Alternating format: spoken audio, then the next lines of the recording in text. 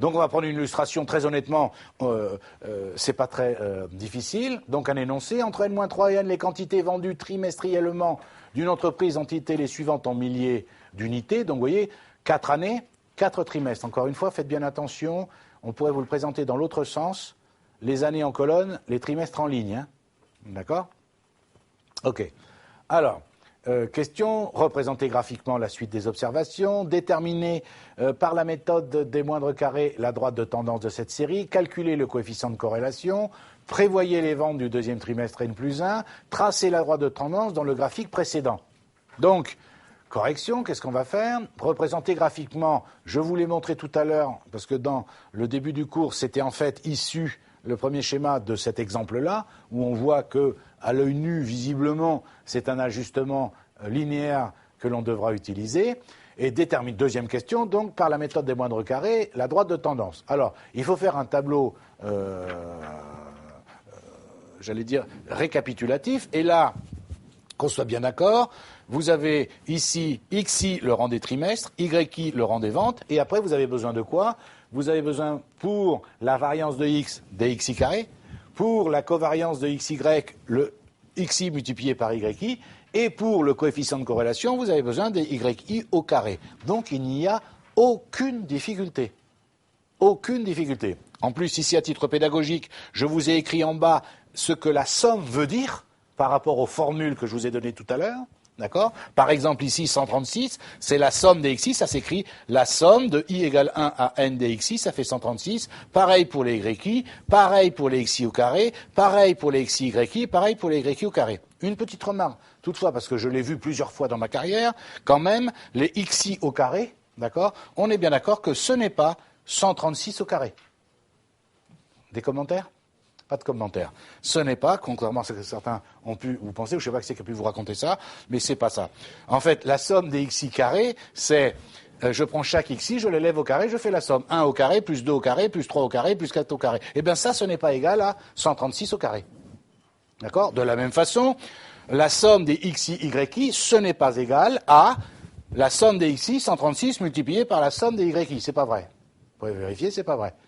La somme, ici, 31 852 DXI, c'est 1 fois 150, plus 2 fois 162, plus 3 fois 170, etc., etc. Ce n'est pas égal à 136 multiplié par 3385. Une fois qu'on sait ça, déjà, ça va mieux. On est d'accord ? OK ? On commence à faire moins d'erreurs. Alors, bien sûr, hein, vous pouvez utiliser vos calculatrices, simplement... Il n'y a pas d'ambiguïté, simplement, toujours dans les examens, il sera écrit, vous devez justifier vos calculs. Et pour justifier vos calculs, le minimum du minimum à faire, même si on a une calculatrice, et ça serait bête de s'en priver, bien entendu, c'est d'écrire la somme en bas de chaque colonne, et ça, votre calculatrice vous le donne. Donc vous écrivez ça, comme ça veut dire que je justifie les calculs, parce qu'après, j'applique les formules, d'accord ? Calcul de A et de B.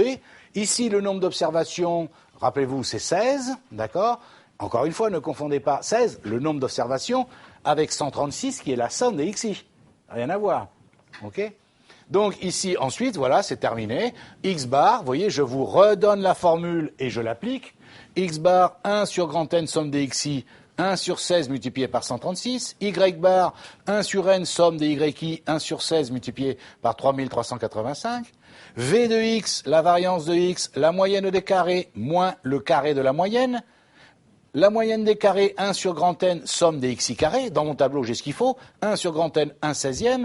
La somme des carrés, je l'ai fait tout à l'heure, 1496. Moins x bar au carré. X bar, je l'ai déjà calculé, 8,5 au carré. La covariance, la moyenne des produits, moins le produit des moyennes.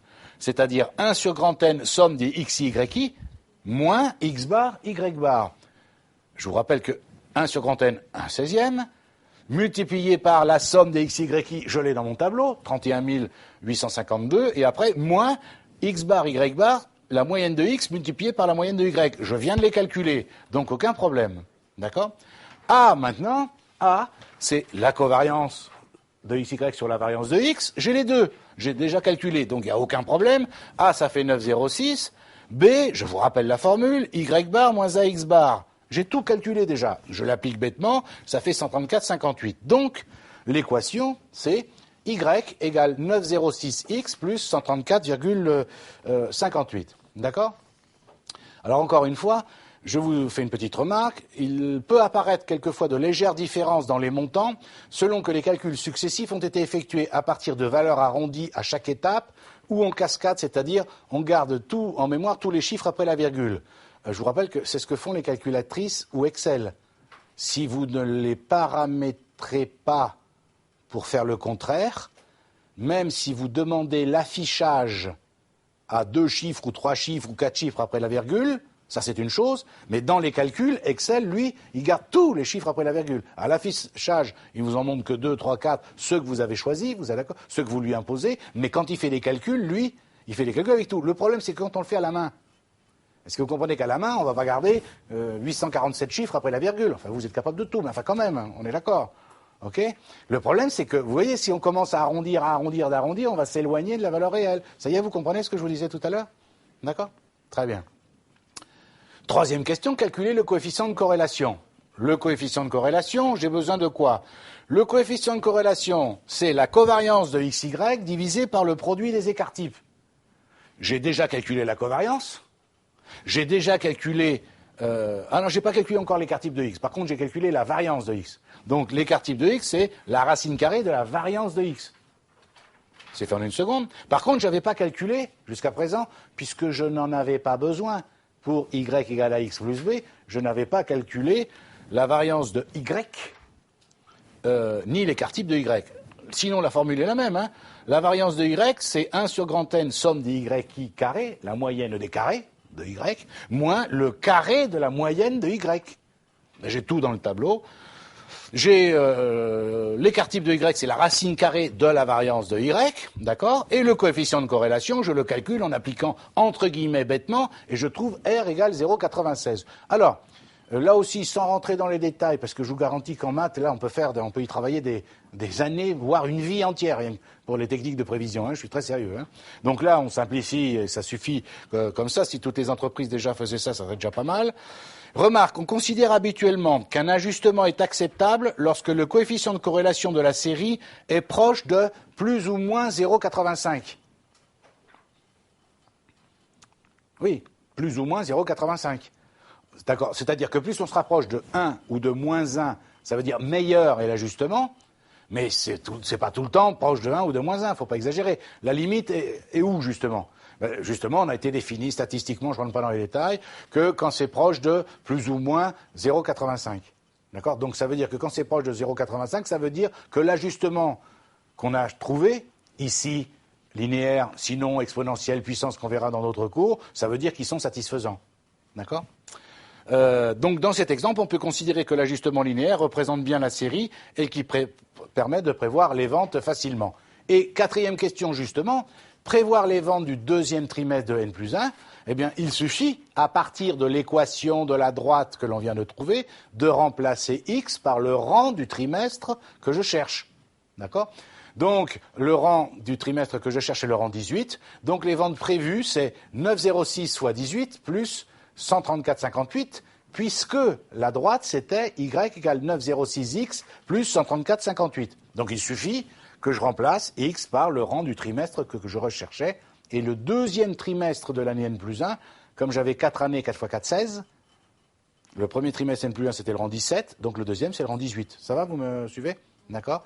Donc ça fait 297,66 que j'ai arrondi à 298 milliers d'unités. Hein, bien sûr, après, il n'y a pas de souci. Et cinquième question, tracer la droite de tendance dans le graphique précédent. Vous voyez, je reprends ici l'équation de la droite, Y égale 9,06X plus 134,58. Vous voyez ce que je vous disais ? C'est-à-dire qu'ici, vous avez un nuage de points, celui que vous avez. On trace la droite au milieu. Regardez bien, ça va vous allez comprendre maintenant. Vous allez comprendre, regardez bien. Je trace la droite au milieu, vous me suivez ? Eh bien, qu'est-ce que c'est ? Vous voyez que ça... Évidemment, ça ne peut pas suivre exactement les points, puisque les points ne sont pas parfaitement alignés. Vous le voyez en bleu. Qu'est-ce que c'est que la variance ? C'est la somme des écarts au carré entre la droite et les vraies valeurs. D'accord ? Est-ce que vous voyez ici, en fait, que la variance sera faible, puisqu'il y a peu d'écart entre les valeurs réelles et la valeur moyenne, parce que ça veut dire que la dispersion est relativement faible. D'accord ? Vous me suivez ? Ce qui prouve, rien qu'au graphique comme ça, ce qui prouve que l'ajustement qu'on a choisi est probablement un bon ajustement, parce qu'il y a peu d'écart, voilà, dans ce cas de figure. Peu d'écart entre les valeurs réelles et la droite, bien entendu. D'accord ? Donc voilà ce que je voulais dire sur cette méthode de technique de prévision des ventes. Attention, les prochaines fois, nous verrons, je répète encore une fois, la même chose mais avec un ajustement exponentiel, puis avec un ajustement puissance, puis la prise en compte des variations saisonnières.